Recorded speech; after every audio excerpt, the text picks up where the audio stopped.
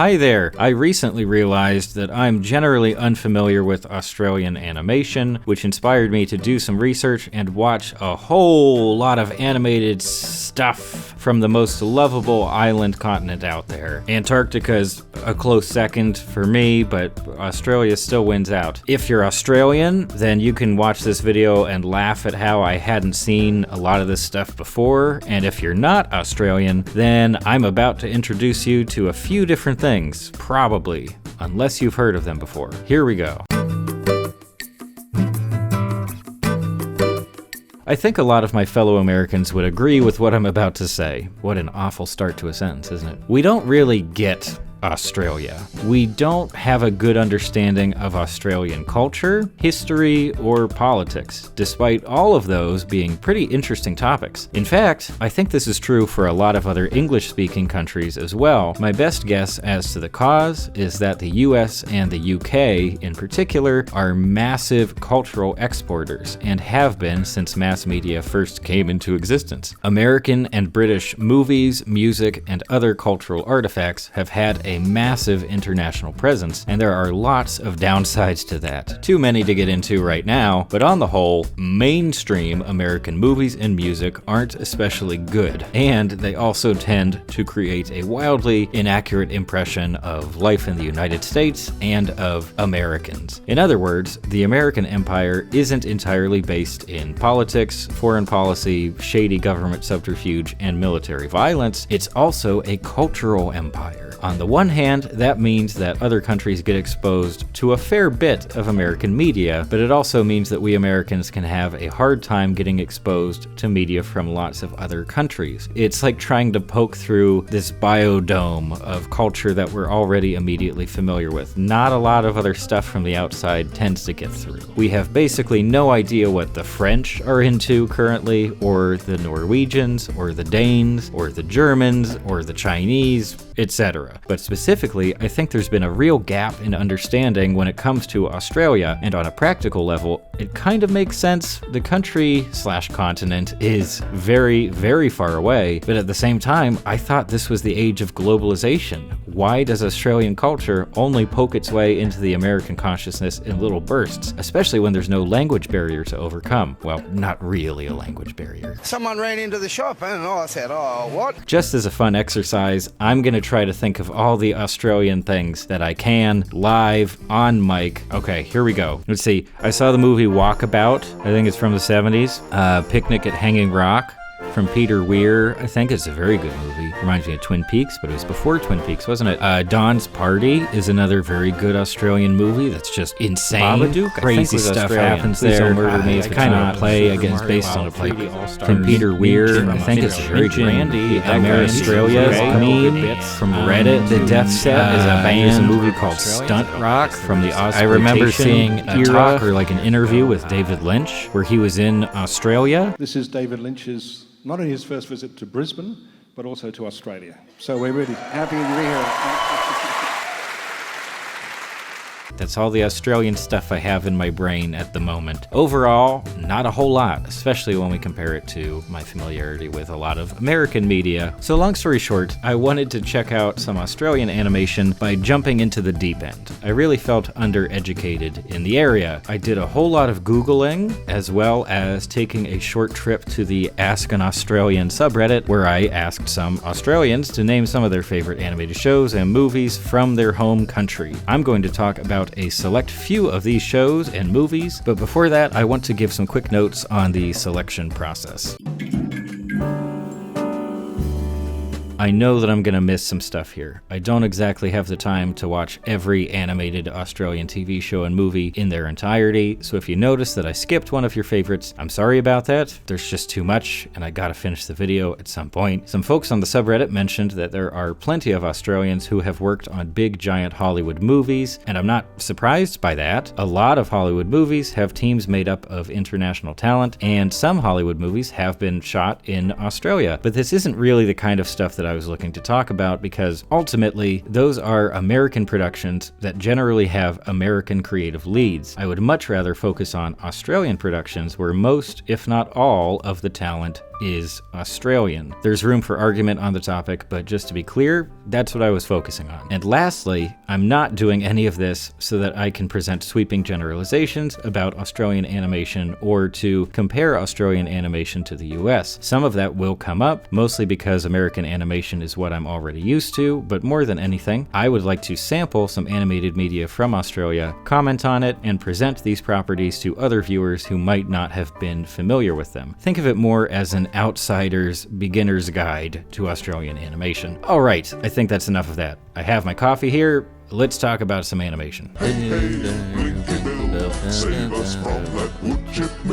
So it's hard to sort through Australian animation without running into Blinky Bill at some point. A koala with attitude who's been around for a good long while, from kids' books in the 1930s to a 1980s TV show with puppets, to an animated TV show in the 90s, to a light on a bridge that's called Blinky Bill, as well as a CG movie in 2015. But here, I'm gonna stick to the 90s animated TV series, and overall, it's not bad. For some reason, I thought that Blinky Bill himself would be very wholesome, but he's not. He's a big jerk. Definitely reminds me of good old Bart Simpson, and visually, as well as in terms of character, he kind of reminds me of Dennis the Menace. It's a fun show. It does feel very slow compared to modern standards, but I think that just comes down to when it was produced, as opposed to a creative choice. It does throw me off that the kangaroo guy is voiced by an adult man. That never really feels good.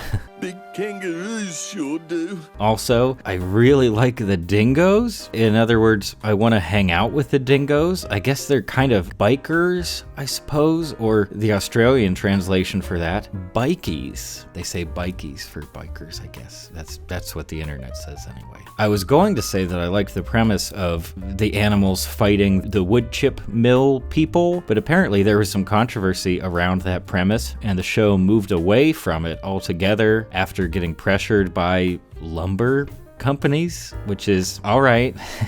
And this innocuous little koala show introduced me to Yoram Gross. I've heard it pronounced both Gross and gross, but I'm gonna go with Gross. And this guy was a titan of Australian animation with whom I was completely unfamiliar until now. This guy produced a ton of animated content, including other 90s cartoons like The Dumb Bunnies, Skippy, Adventures in Bushtown, makes me giggle, and Flipper and Lapaka. He also produced Old Tom, which is the next one on the list here. I like Old Tom. It definitely reminds me of some American cartoon shows from around the same time, most of them on Nickelodeon, distinguished by vibrant colors, detailed backgrounds, and imitations of wide-angle lens distortion. For some reason, I got the feeling that it was based on a newspaper cartoon strip, but I don't think it was, not even a little. I think it just looked a bit like some of the cartoon strips that I read growing up. There's just a similar approach to character designs in particular. Old Tom also has a fun character dynamic, one where Old Tom himself is an but he targets other making him a kind of petty vigilante, and in fact, his actions make it possible for his owner and other nice people to admit that they hate those The show also pumps out some excellent lines. While playing is hip-hopping rap music on our piano. Okay, we're moving on. Some of these are going to be pretty short. When there's an exclamation point in the title, you just know the show is going to be edgy. And John Callahan's Quads, or just referred to as Quads sometimes, was a Canadian-Australian production based on the work of an American artist named John Callahan, who I hadn't heard of at all before this. Basically, the artist became a quadriplegic at age 21 and went on to become a successful humor cartoonist specializing in edgy satire. This show never went out in the US, and I'm not really sure why, but I have to say that I kinda love it. Quads reminds me very much of American shows from around the early 2000s, like home movies specifically, except that the subject matter is very different. Number 1, I'm a pro. Number 2, we're all homosexual. And number 3, you've got no sensation in your ass anyway. True. It talks a lot about disability, substance abuse, and political correctness. But unlike some other examples of edgy comedy from around that time, it's actually funny, and it never really feels mean-spirited. I will probably watch all of this show. I just dig it.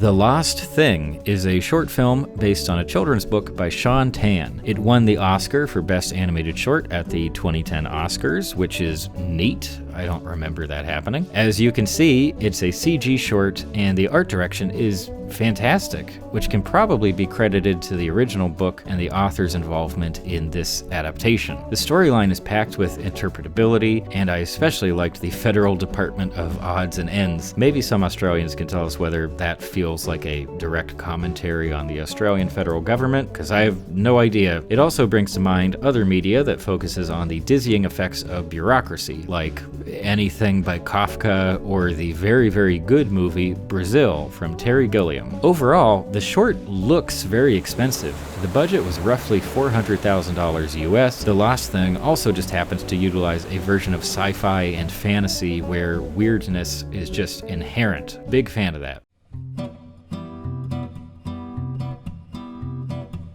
So Adam Elliott is a very famous animator, and I've been familiar with his work for a while now, but I think that most Americans who have seen any of his work probably only know Mary and Max. That movie is pretty popular over here, especially among film geeks, so what I'm going to do is talk about Harvie Krump instead. Harvie Krump is a stop-motion animated short about a Polish-Australian man and his many quirks and issues as he goes about his life. It won Best Animated Short Film at the 2004 Oscars, and to be honest, it's extremely similar to Mary and Max and a number of other Adam Elliott shorts in terms of visuals, theme, characters, execution, and general presentation style. They're not mockumentaries, but they do present information in a very matter-of-fact way, with characters looking directly to camera while they demonstrate a specific trait or eccentricity. Elliott's characters, including Harvie, often struggle with social isolation, psychological conditions, bad family environments, or all of these things at once. And the hallmark of the writing is to present characters as collections of hyper-specific details, from how they look and dress to what they like and don't like to the mistakes they make. It's dark comedy that works really well, and it does genuinely seem like Elliott has been trying to represent different types of people in his films, much more so than popular feature films tend to do. And on the surface level, I really do enjoy how these shorts execute stop motion in a version of grayscale. It's such a great look and immediately distinguishes these films from other stop motion work and animated content as a whole. We're headed back to the 80s, except that this one looks more like it came from the 70s or the 60s, and according to the internet, this was the second full-length, fully animated film ever made in Australia, coming after 1972's Marco Polo Jr. versus the Red Dragon, which I did not watch. Grendel tells the story of a famous monster from Beowulf, but from the monster's perspective. Now, it's pretty dated, especially the music. Every tooth, name, fame. But I did enjoy my time with Grendel, both the movie and the character. I was reminded of Yellow Submarine and even some work from the Hubblies, specifically Everybody Rides the Carousel from 1976. Peter Ustinov does a great job playing a fancy, misunderstood monster who's only kind of evil, and the dragon character is excellent. His song is awful, but the character is entertaining. On the visual side, the character models are very nice, and they kind of feel like Allegria long before Allegria existed. The composition is lovely, and there are a lot of shots with very high contrast. Many of these frames would work well just as still images, in other words. Very well done. Still, the version that I watched was in pretty bad shape. I don't think the movie has been remastered at all, but it really should be. Maybe Film Victoria could throw some money at it. I don't know how they budget. Now, it's time for a quick word from our sponsor.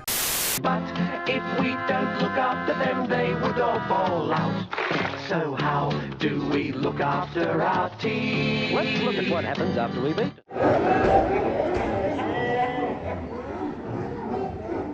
When I started my research, I wasn't planning to talk about commercials at all, but as it turns out, sponsored commercial work has been pretty integral to Australian animation, at least according to this one article I found. But the Channel 9 Perth public service announcements won me over pretty quickly. Each one has a very straightforward message, as you would hope, as well as a catchy song and some fun, almost sloppy traditional animation. I love how these commercials look, and I also love that there's a whole announcement dedicated to telling young Aussies not to act like dingalings. Dingalings do stupid things, they don't think of others at all. The art direction reminds me of The Letter People. Did anybody else actually watch The Letter People in school? It seems kind of niche, and I doubt it made it to any other countries. All right, moving on. This movie is loosely based on a children's book from 1918. It features voice acting from Sam Neill, John Cleese, and Toni Collette. And I didn't like it very much at all. None of the characters are especially likable, and none of the sequences are all that memorable either. Not to mention, the title character is a loud, obnoxious brown lump that people regularly take bites out of. Not the most appealing premise visually. I'll leave it there. On a technical level, it looks a lot like some American animated movies from the early 90s to me. Specifically, I have Fievel Goes West in mind here. And it's hard for me to ignore that Emperor's New Groove was released the same year as The Magic Pudding, which visually felt like a new era for 2D animation. The Magic Pudding just felt a bit old to me. However, if I'd grown up with the movie, the VHS copy probably would have gotten a lot of use. It definitely doesn't feel cheap, and in fact it apparently cost about $12 million Australian, but it only made about $320,000 worldwide. That's a pretty hard flop. For curious American viewers, this is one movie that, unlike just about everything else mentioned in the video, isn't something you need to rush out and see, though it is on Tubi for free if you don't mind seeing a few dozen ads for car insurance and denim. Legend of the Guardians, The Owls of Ga'Hoole is a movie about child abduction based on a series of children's books, and it was directed by Zack Snyder? Oh, I didn't know that. Zack Snyder. Okay. Okay.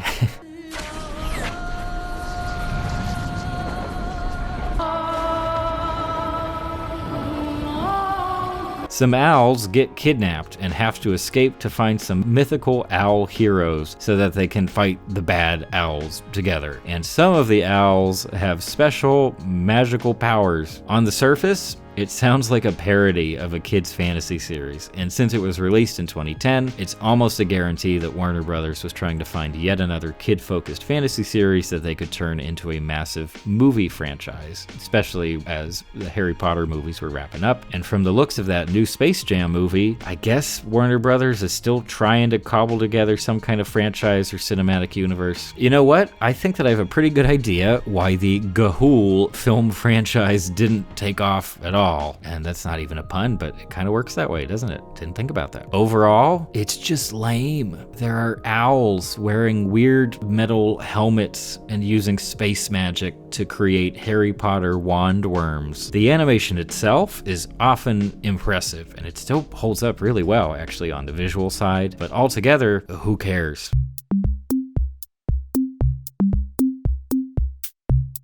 Bluey is great.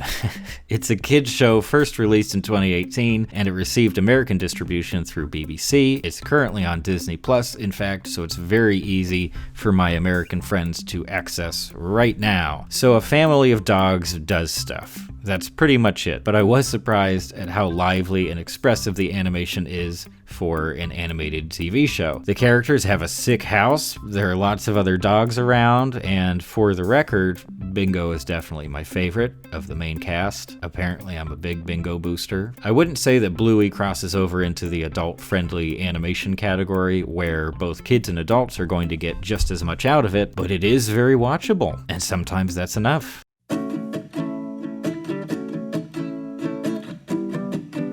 Pacific Heat. Okay, I don't have much to say about Pacific Heat. I'm sorry. As everyone else on the planet has already pointed out, it does feel like an Australian version of Archer, and I know that's a bit of an oversimplification. Pacific Heat definitely has its own special traits and fun characters, but as a pretty big fan of Archer, it's really difficult to watch the show and not compare it directly to Archer constantly, especially in its writing and its visuals. I'm not crazy about the show, but I also don't have anything against it. It's not bad, but it's not different enough to keep my interest for very long.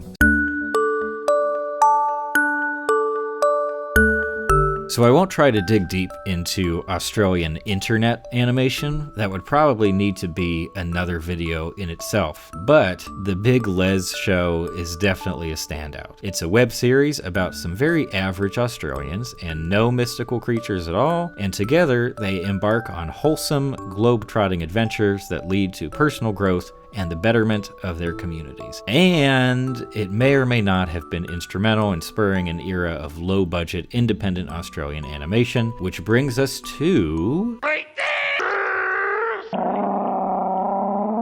So one of the most recent examples of prominent Australian animation is YOLO Crystal Fantasy. The series creator also headed up the Bushworld Adventures Rick and Morty short, which was originally released as an April Fool's joke. I was a huge fan of Bushworld Adventures. The messy DIY animation style fit the tone perfectly, and there's just something cathartic about a show where there's just so much yelling. A friend turned me on to YOLO Crystal Fantasy, which I hadn't heard about. It's Cusack's new show that shifts focus to a pair of young women, Rachel and Sarah. One is an average, well-meaning person, and the other is just awful, objectively.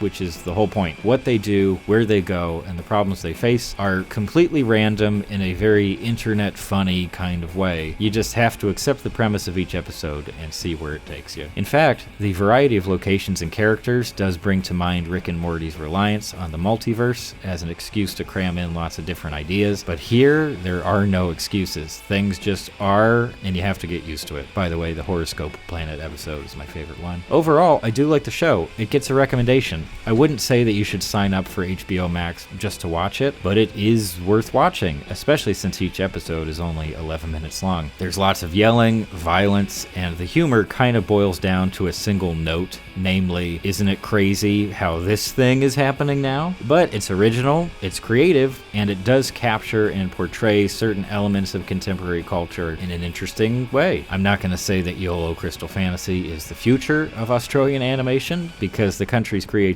could never be so limited, but it does express a sense of energy and anger that I find very compelling.